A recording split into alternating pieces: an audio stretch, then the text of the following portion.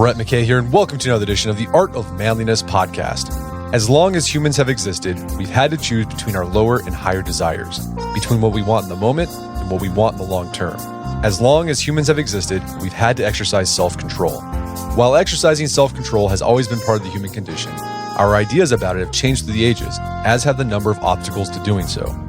My guest charted the course of these changes in his book, Temptation, Finding Self-Control in an Age of Excess, and he takes us on a tour of them today.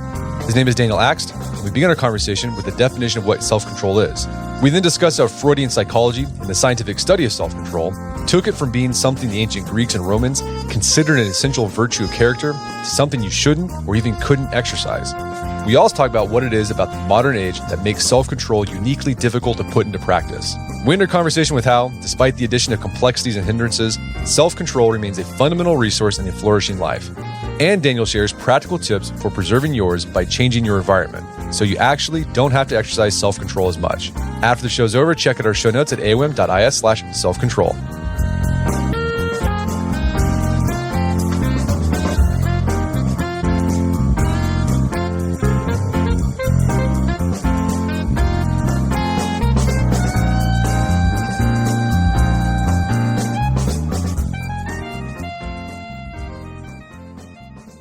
All right, Dan Akst, welcome to the show.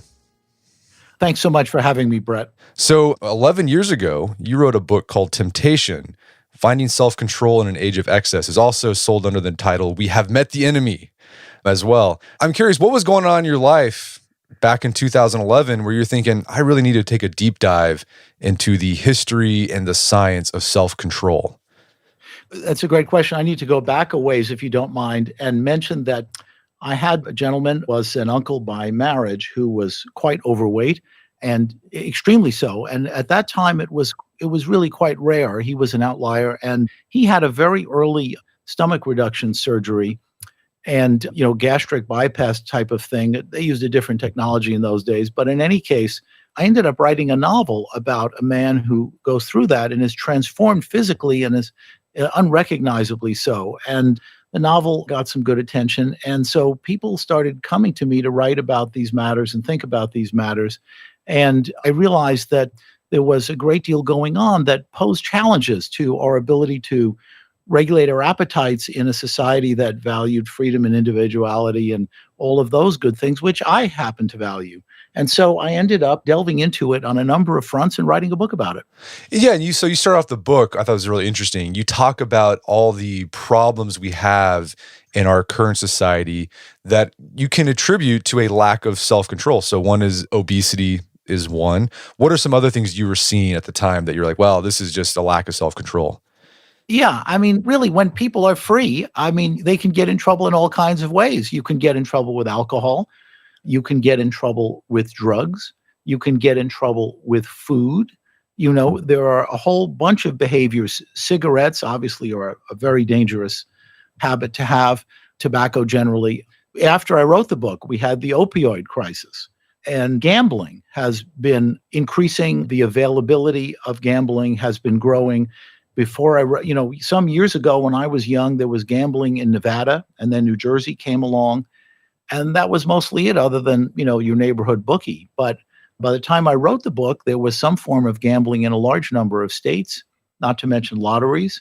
And now, all these years later, we have professional sports gambling spreading and available, on your phone in everybody's pocket. So we went from the difficulty of having maybe to go all the way to Vegas or something to being able to just take out the phone in your pocket and place a bet. And so there are a lot of opportunities. In some ways, there's a lot of opportunities for fulfillment, for pleasure in our society, which is marvelous. But there are, along with that, a lot of opportunities to go very far wrong. The gambling thing is interesting. So here in Oklahoma, the tribes have casinos, but also we have a state-sponsored lottery, like a lot of other states do. And I thought that was funny. I noticed the other day when I was in a Quick Trip, you're at the checkout, you see all the lottery tickets. Then I also saw an advertisement about there's a state agency now where there's a phone number you can call if you have a gambling problem. I just thought that was ironic that, okay, we created this agency to create the lottery, but then we had to create another agency to help people with their gambling problem at the same time. That's very common. We have it in New York State as well, that sort of thing. But what's very interesting, there are so many aspects to this that are interesting. But with respect to gambling, what I like is that in quite a number of places, there are no gambling registries. For example, in some states and Canadian provinces, you can sign yourself up for an irrevocable period of time to be barred from casinos. And in fact, there was a fascinating legal case in, I can't recall if it was British Columbia or one of the other Western Canadian provinces, where some gamblers had lost very large sums of money after registering themselves to be barred from these casinos. And they then snuck into the casinos and lost all of this money and then sued the casinos, claiming that the casinos had been negligent in not barring them. So, it's a very difficult problem. It's sensible to try to use a technique of this kind, and yet so many of them can be circumvented. It's very hard to bar yourself from doing something like this. And it's just a back and forth that we're always going to have to cope with in a free society. And the more things that we permit, the more we're going to have to control ourselves. Well, another issue, you were writing this book right after the Great Recession. Yeah. And you attributed, you could partly blame a lack of self-control on the recession because you had banks making loans that they probably shouldn't have made, people taking on leverage they probably shouldn't have, and it's because they just wanted more even though they probably shouldn't. Yeah. I mean, look, there's just no denying it. I mean, it's so many of our excesses could be prevented by some prudence and some self-control. Well, I'd like to, maybe for this discussion, we can talk about how the ideology of, okay, you need to constrain yourself in order to live a flourishing life. How did that go from a good thing to where kind of giving into your wants is preferred? But before we do, let's talk about just kind of definition, like how do you define self-control? Because I think a lot of people when they hear, they think, okay, I know what self-control is. It means there's something I want to do, but I don't want to do it, I'm not going to do it. When you were writing this book, what kind of definition did you settle on? That's a great question. And I would say, conversationally, I would say that it is the ability to, or the willingness to, or both, to honor one's more considered desires. Let's put it that way. In the book, I talk about two levels or two kinds of desire that you might have. If my wife brings home a delicious pie or something, I just want to sit down and eat the whole thing. And that might be a first order desire that I have. But a second order desire, a more considered desire I have, would be to be healthy and stay trim and not hog all the pie so that there's some for her or if our boys come over or something. And so if I can adhere to that, self-control would be the ability or the effort to adhere to that more considered desire. So maybe I'll have a piece of pie and a cup of coffee, and that's the end of it for now. And, there are those like the philosopher Harry Frankfurt, who has said that really this is what makes us human. Harry Frankfurt said that if you don't have those considered desires, or you don't honor them in any way or very much, then you're what he called a wanton. And a human is someone who honors those desires. Because after all, if my neighbor has, I don't know, some great patio chairs and I covet those, I mean, I don't go over and swipe those, even if nobody's looking and I can put them on the other side of the house. That's just a bad thing to do. I don't do it. So Harry called them wantons. And, the Greeks and others throughout history have had a similar disdain for people for this kind of thing. People regard it as a lack of character, that it almost meant you couldn't be trusted if you couldn't honor these more reasonable or these considered desires, if you didn't have them even. So that's, I guess, a longer answer than you may want, but how I look at self-control. No, yeah, I've heard that first order wants or first order desire, second order desire distinction before. And one way I've heard it put is, okay, the first order desire is like the thing you want, right? It could be like, okay, the pie. And then the second order desire is you want the thing you want, right? Like you actually do, like that considered desire, you actually want to eat the pie. Like the example of, first and second order desires being out of a line, an extreme example is addiction, right? Yes. Where you have, someone wants the drug, right? They viscerally want the drug, whether it's cocaine, opioids, alcohol, nicotine, whatever. But then there could be, they take a step back and like, actually, I don't want it. Like it makes me feel bad. I don't want to. So addiction is a perfect example of those things being out of alignment. Right, that's right, and in fact, there's much to be said about addiction, but one point I would make along the lines that we've been discussing is that you can also see this not just in terms of having conflicting desires in the present, but you can see it in a kind of temporal way. That is, in terms of my absolute immediate desire, it's absolutely to have pleasure now, but there's some later self that will have to pay the price for that. And to what extent do I honor the interests or desires of that later self that would prefer to be thin or not hungover or not impoverished because I've gambled away all my money on NFL football or wherever I've done it. So you're absolutely right. Well, let's talk about how our ideas about self-control have changed over time. And what I love about your book is that you take readers through this sort of a cultural tour of the idea of self-control. And you have an entire chapter devoted to the ancient Greeks. And I love this because, first, I love the ancient Greeks. But one of the things I love about the Greeks is that they thought about these complex, nuanced, psychological ideas, and they just come up with a single word that would encapsulate it. And the Greeks had this word for self-control, and it was akrasia. So tell us about akrasia. Right, weakness of the will. And that is something they were very aware of. I mean, the wonderful thing about the Greeks, as you imply, is that when you turn to them, you find all of our dilemmas, all of our issues and concerns. They wrestled with all of it, and they did so with great clarity and even poetry. So it's interesting to look at how they coped with these issues, and it's interesting to bear in mind how they lived. They lived in smaller communities. People knew each other. You were seen by servants and you were seen by neighbors and spouses and so forth. It was a small world. And so they paid a lot of attention to this. Plato and Aristotle in particular paid attention to it. Plato had the idea that what we did if I said, I'm not going to eat that whole pie, but then I went ahead and did it, he said, well, I just changed my mind, because he didn't think anybody could knowingly do something that they felt was a bad thing to do. So I just changed my mind. And for a while, I thought it was a good idea. And then I finished eating and maybe I realized that it wasn't. And Aristotle, I think, had a more sophisticated or cynical view. And cynical is the wrong word, but he had a more sophisticated view in which, and he said that, as someone put it, reason is dragged about by desire, And so you have these these conflicting desires.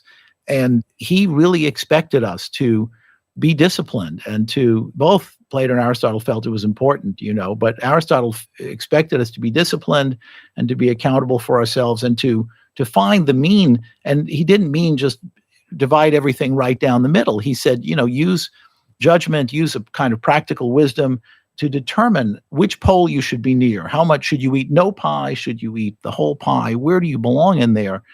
And I might add, on a practical level, which I guess we'll talk about in a while, practical matters, but it's always easier. Abstinence is always easier than temperance. So it's, in some respects, it's easier to have no pie than just one small piece. But in any case, the Greeks were on this. They had a whole bunch of different distinctions.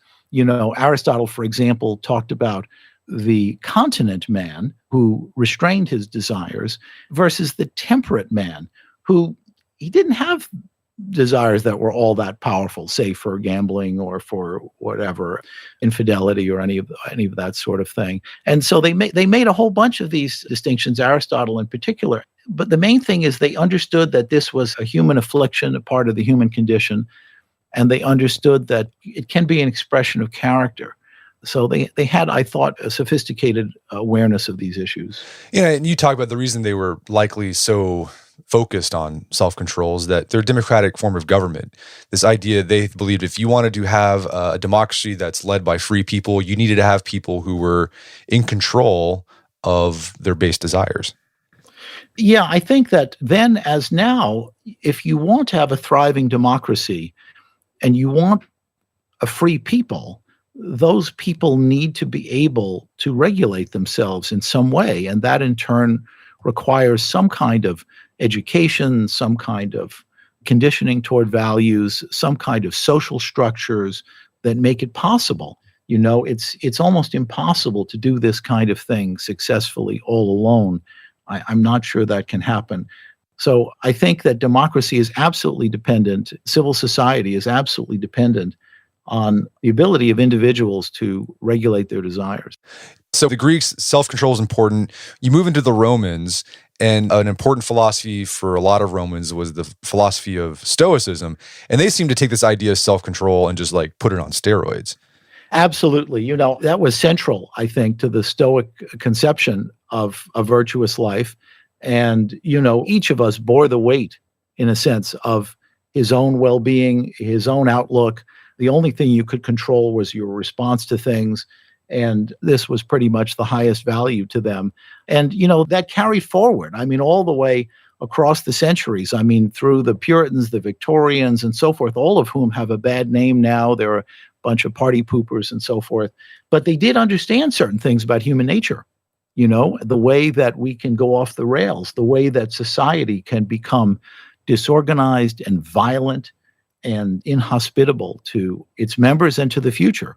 All those things can happen if we don't regulate ourselves and subordinate our desires to some extent to tomorrow and to the needs of others. Well, yes, okay. The Stoics had an emphasis on self-control. As you said, this got carried over into Christianity, where a lack of self-control became a sin. If you look at the 7 deadly sins, it's all about people who lacked self-control. They gave into their gluttony, their lust, their vanity, etc. We're going to take a quick break for a word from our sponsors. And now back to the show.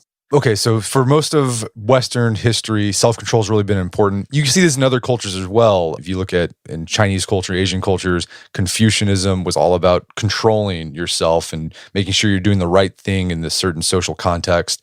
You can see the similar things in Hinduism as well. But in the 20th century, you had this guy named Freud he's put into motion a radical change of how we think about self-control. What was Freud's ideas and how do they influence what we think about self-control?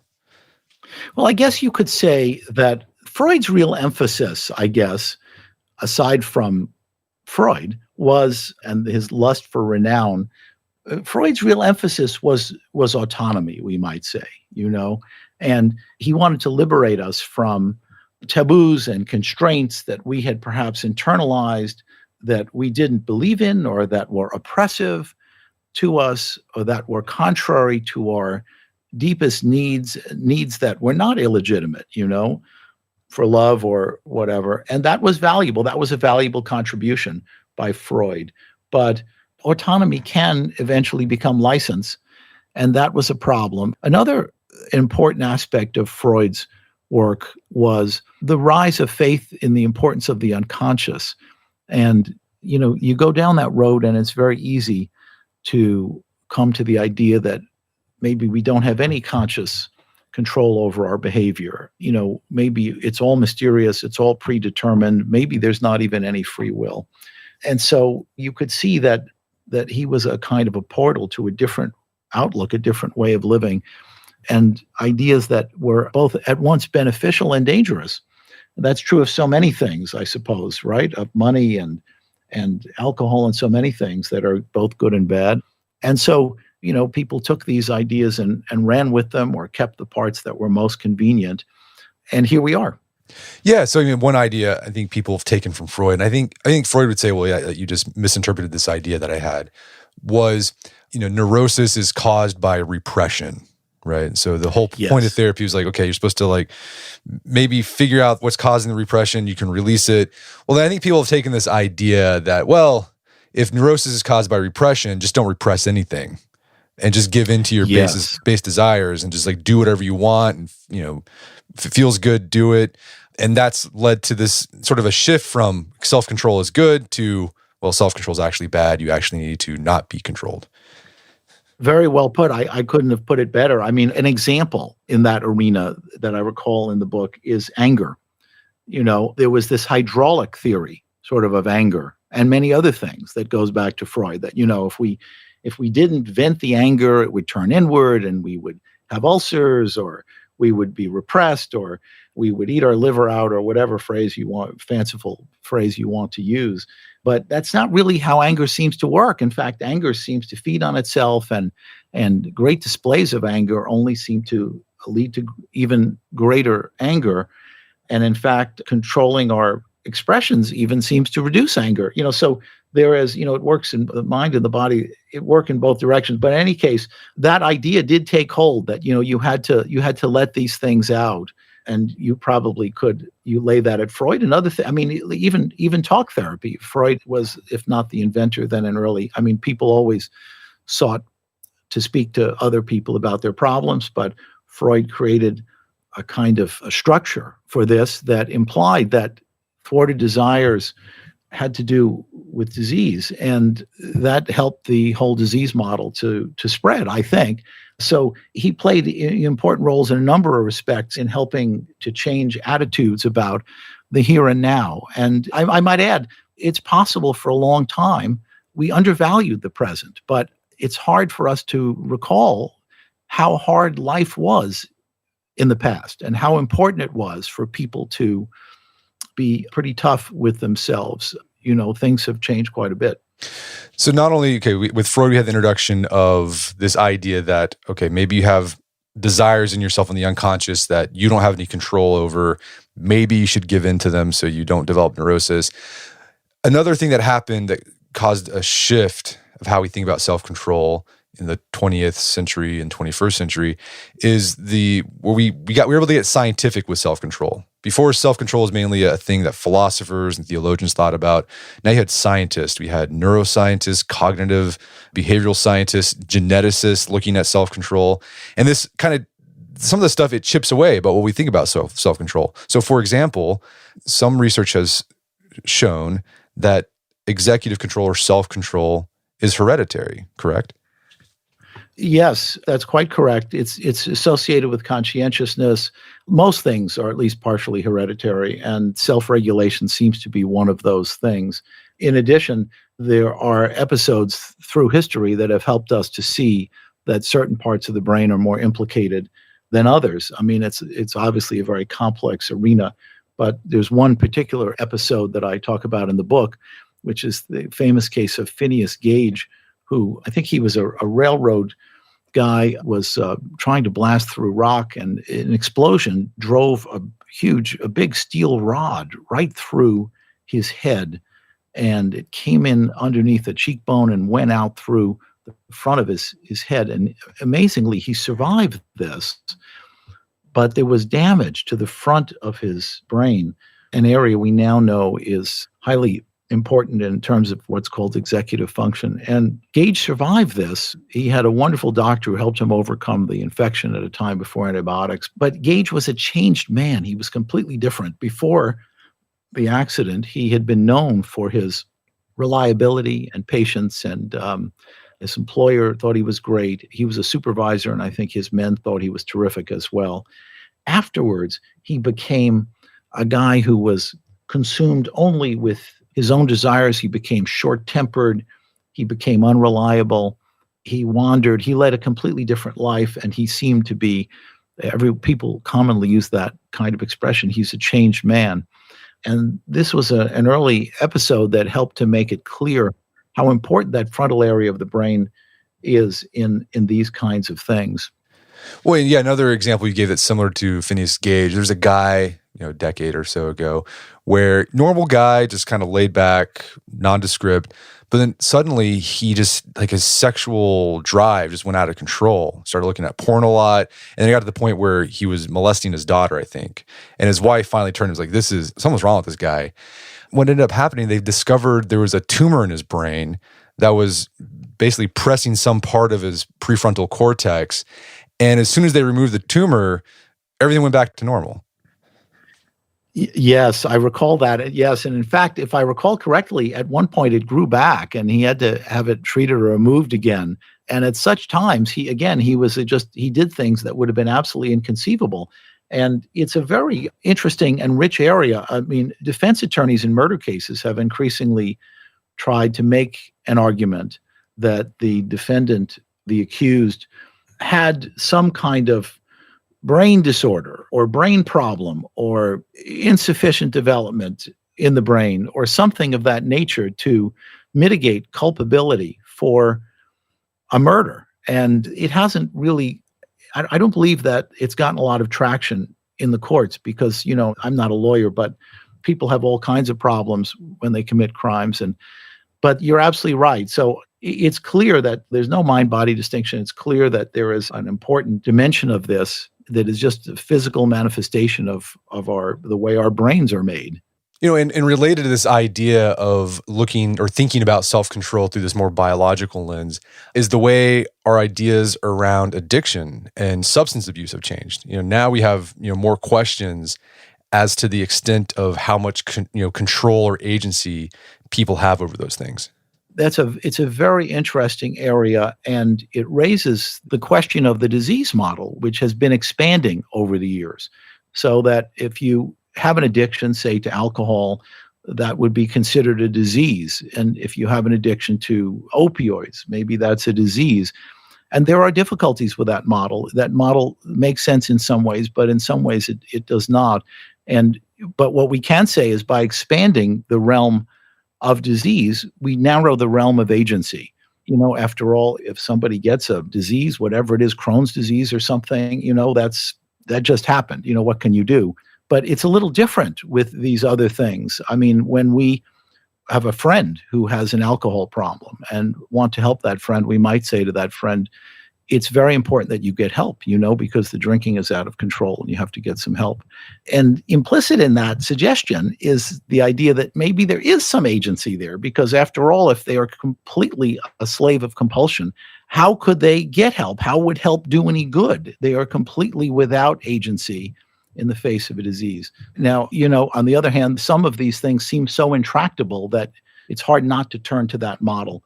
But that is something that's been expanding. And over the years, you've noticed in the media, you'll see rhetorically all kinds of addictions. We started out maybe with alcohol as a disease and addiction to drugs were a disease, but you then come to addiction to your ex-lover or addiction to television, addiction to shopping. There was just a whole range of things that represent an expansion of this realm, and that they do raise questions about, how far are we going to take this, or whether there is at any point some agency involved in our lives. Okay, so given that our genes can affect how much self-control we have, can make us more conscientious or less conscientious than other people. Tumors can affect us. Brain damage can affect our self-control. You talk about how hormones can weaken our self-control. Like when men are high in testosterone, they are more likely to take risk, et cetera. What does that say about self-control? Do we really have it? That's a great question. Maybe that's the essential question. If I were to put a gun to your head and say, don't blink, you will blink no matter what, eventually. You may try not to for a few seconds, but sooner or later you're going to blink, But if I put a gun to your head and say, don't eat another piece of pie, or don't place another bet, or don't have another cocktail, as long as I'm standing there with that thing, you won't do it. So there is some essential difference between behaviors that are fully compulsory and those that are, or involuntary, shall we say, and those that are to some great extent voluntary. And it's important not to elide that, because as the economists know, people do respond to incentives, and certainly the incentive of that gun I pointed at you is going to affect your behavior. But similarly, if we impose much higher taxes on alcohol, places that have tried this have found, somewhat surprisingly, that drinking goes down, that alcohol purchases actually do have some price sensitivity. So in a number of European countries, they have much more expensive alcohol. Some of these countries have greater drinking problems, or have had, than we do. So, again and again, we do see that people respond to incentives. And so I think that there's reason for optimism that there's a lot that we can do in this arena if we know how to go about it. Yeah, and I think this goes to the question: does free will exist? And I've people say, well, no, free will doesn't exist. It's all determined by genes, hormones, social situation, blah blah, whatever.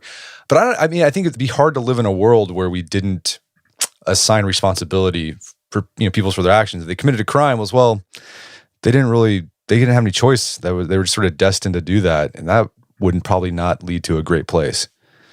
Yeah, I don't see how that can be anything more than a kind of academic position because I mean, there are professors who hold that view and then expect their students to study for tests and give them grades based on how they performed. And I just don't know how life can go on that basis. I mean, I don't know how we can have a legal system. I don't know how we would bother with incentives. I mean, I've talked briefly, casually to some people who hold those views, and they live sort of just the same as the rest of us. They certainly act as if they have control over their actions. And in fact, they seem to have a great deal of control over their actions. They're very often the most highly and carefully self-regulated individuals, people with advanced degrees and so on. And, if they need to research school systems, they do so carefully, or buying a toaster oven, whatever it is. They don't just say, well, it's all predetermined and whatever I do, I do. So, it's hard to take that terribly seriously, but I do think it's a somewhat corrosive idea that as it filters out, into the world, it's very unlikely to be helpful. Okay, so let's summarize where we've been here because we've covered a lot of ground. So self-control in ancient times was seen as a virtue, and then a lack of self-control was seen as a character defect or even a sin. But then various factors changed our ideas of self-control. First, Freud gave people this idea that repression might be unhealthy. And then also, we've been able to scientifically study self-control, and we've discovered, various biological factors that can make it harder for some people to exercise self-control. And, adding these nuances, it isn't necessarily a bad thing. It's helped us understand that self-control can be complex. We can be more empathetic maybe for some people because it's just going to be harder for them. But at the same time, we still have free will, and there's a need for self-control. So if you want to live a flourishing life, like stay out of debt, stay off drugs, don't become obese, you have to exercise self-control. But something else you highlight in the book is that even though we still need to exercise self-control, there are aspects of our modern environment that's made it uniquely hard to do so. So what's different about our environment today? Several things have changed. Number one, there is a change in our set of beliefs, taboos and social constraints and religious practice and the whole ideology that we should defer gratification or we should deny ourselves. That whole ideology has weakened considerably, since in the past half century, I would say. I don't think anyone can deny that. And tradition has weakened. People are mobile. Different kinds of family, more people live alone, which is disinhibiting in itself. So a number of customs and social factors and so on have been disinhibiting in this way. Another thing is technology, and this has been enormous. Technology has helped to make us richer. Technology has made things more available. There's an example, as I recall, that I have in my book that, maybe 100 years ago, it took hours to get a roast chicken. You had to chase the chicken around the yard and wring its neck and pluck it and all this kind of thing. And now you can just sort of drive through, El Pollo Loco or Kentucky Fried Chicken or Popeyes or somewhere and get whatever you want. In fact, now you can have it delivered. You can take your phone out of your pocket and just tap, tap, and it shows up. And the cost of that chicken has absolutely plummeted. Maybe the chicken used to take you several hours work to earn. Now it takes you 5, 10, 15 minutes. And that leads me to the third big factor, which has been capitalism, which is certainly a system whose virtues I recognize. I don't see a better alternative. But it's a system that is constantly trying to give us what we want.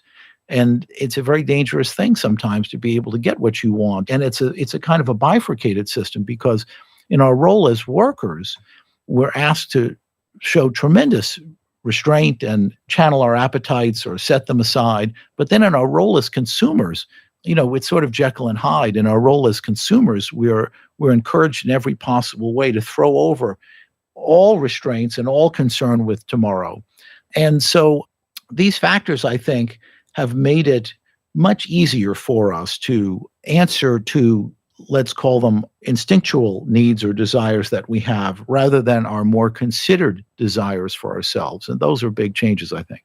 Okay, so we've talked about how the idea of self-control has been chipped away. in the 20th and 21st century. So we have that problem. We have this problem where we live in an environment where we have a lot more freedom. We can get whatever we want at a click of a button. We can gamble from our phones. We can buy stuff from our phones. We can, get porn from our phones. I mean, whatever we have instant access to. So what do we do to steal our self-control? Like, what is the research say? What did you discover on how we can become more self-controlled given that our environment we have more temptations? Well, so I'm going to reveal my age, and say that is what they used to call the $64,000 question. How do we cope? And the good news, and I think it's quite good news, is really there are some very simple techniques available to anybody that can help enormously in this arena, And the main concept to accept is a kind of humility. Willpower alone is rarely enough. You really shouldn't count on it, I mean, you may be able to resist, I don't know, a second piece of pie or something. Will you be able to resist embezzling $10 million if you are absolutely sure no one will ever know about it? That's a different question. So don't rely on willpower. The best thing you can do, and B.F. Skinner and many others understood this very well, is to control your environment. You can't affect your genes, of course. You can't choose your parents, but you can choose your environment, which is the other half of it, and the other part of it anyway. And that can be enormously beneficial. If you want to lose weight or control your weight or eat a healthier diet, don't have ice cream in the house. If you don't want to drink or don't want to drink much, don't have that stuff in the house. Don't go near a bar. Think about your friends. Don't spend a lot of time with people who are going to do the things that you want to avoid doing. In fact, the social part of this, you could say, in a sense, is a part of your environment, but it's absolutely crucial. I had a good friend who was the son of an alcoholic, and my friend managed to enjoy a beer every day, one beer every day. His wife, his friends, everyone knew that he only had one beer a day. I think sometimes he would buy one at a time at a store if he could. And everyone knew that. And if he departed from that, it would be an extraordinary, almost a crisis, I suppose. Everybody would kind of say, oh my God, what are you doing? What's happening to you? And these were people he cared about. And this was something that helped him to have the enjoyment of that beer without going overboard. So you have to control your environment. You have to enlist friends and family. It doesn't mean that we have to live at all times under a kind of surveillance. I mean, if you live a healthy life, these problems are not as great as they may seem, but you've got to set up a structure for success, So decide if you're going to have lunch with a friend and you both care about this stuff, you can agree to order for one another, because it's likely that you'll order healthier foods for someone else than yourself. And you can also order in advance or pledge in advance to order a salad rather than something that might be less healthy. There's another thing I want to mention, and if you don't mind, I will mention it now. If I'm going on too long, let me know. But there's a technique called pre-commitment that is invaluable, and it takes us back to the Greeks. When Odysseus was on his way home to Ithaca from the Trojan War, he and his men on their ship had to cope with the sirens, their magnificent song would lure men to their destruction. So Odysseus wanted to hear the song, but he didn't want the ship to be destroyed. So he told the men to stop up their ears, tie him to the mast, and he would hear the song and they would get through the sirens that way. And he did. And there are some famous paintings, fanciful paintings of this episode in the Odyssey. Well, you can do the same. And there's a whole variety of ways that talk a great deal about pre-commitment. I mean, marriage is a form of pre-commitment in a sense. Tattoos I suppose, are pre-commitment in some sense, committing yourself in the future to your idea today about what is beautiful or worthy. But you can go further. You can. There are even websites that will let you pledge to pay a certain amount of money if you don't get your weight to a certain level by a certain date, and that money can go to a charity of your choosing, or the money can go to what they call an anti-charity.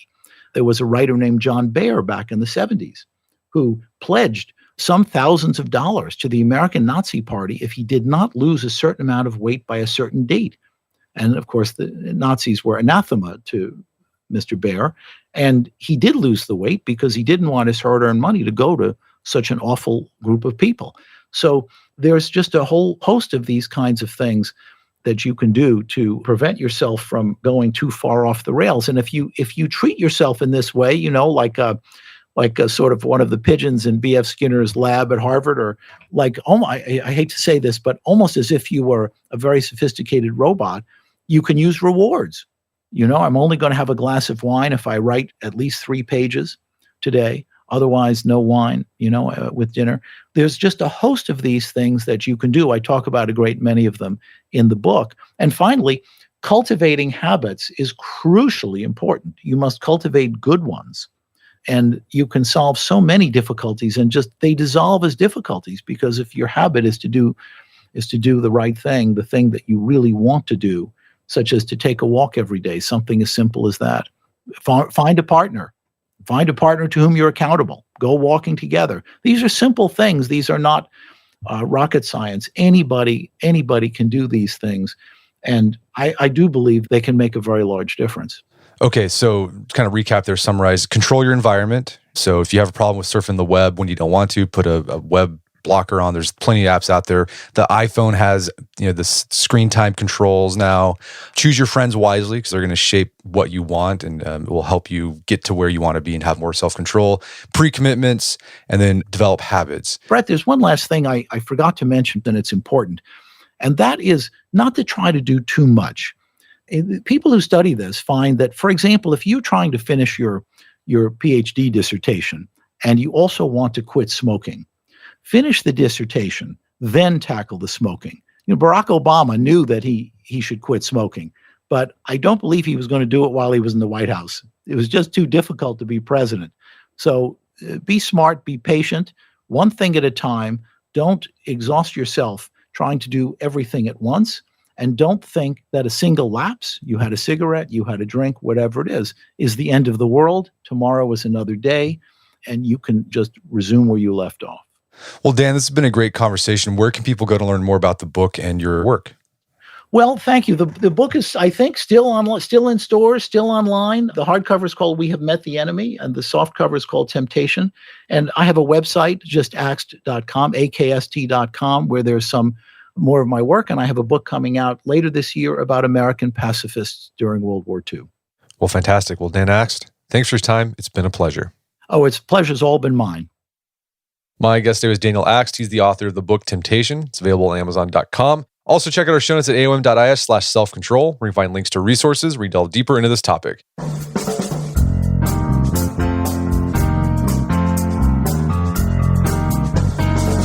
Well, that wraps up another edition of the AOM podcast. Make sure to check out our website at artofmanliness.com, where you find our podcast archives, as well as thousands of articles written over the years about pretty much anything you think of. And you'd like to enjoy ad-free episodes of the AOM podcast, you can do so on Stitcher Premium. Head over to StitcherPremium.com, sign up, use code Manliness to check out for a free month trial. Once you're signed up, download the Stitcher app on Android or iOS, and you can start enjoying ad-free episodes of the AOM podcast. And if you haven't done so already, I'd appreciate if you take 1 minute to give us a review on Apple Podcasts or Spotify. It helps out a lot. If you've done that already, thank you. Please consider sharing the show with a friend or family member who you think would get something out of it. As always, thank you for the continued support. Until next time, it's Brett McKay. Remind you to listen to the AOM podcast, but put what you've heard into action.